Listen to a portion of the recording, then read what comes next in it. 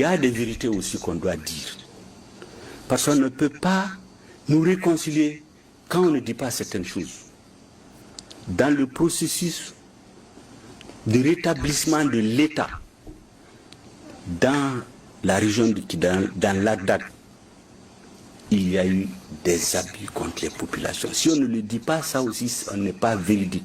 On en a parlé dans le livre. Il y a eu des exécutions sommaires. Il y a eu beaucoup d'orphelins. Il y a eu des gens qui ont été tués, qui ont été pris comme ça. Vous savez que chez les Touaregs, quand vous lui enlevez le turban en public, c'est la plus grande humiliation que vous pouvez lui faire subir. On amenait des chefs de tribu. On enlevait leurs turbans, on les rasait. On les faisait arrêter au soleil toute la journée, on les fusillait vers le soir. Et on obligeait les populations à applaudir.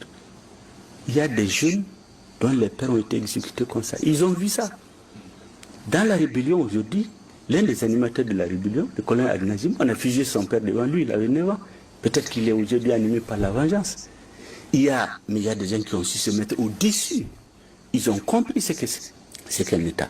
Il y a un homme auquel moi je voudrais rendre hommage aujourd'hui, c'est Mohamed Aguislash, le gouverneur de Kidal. Son père a été tué aussi.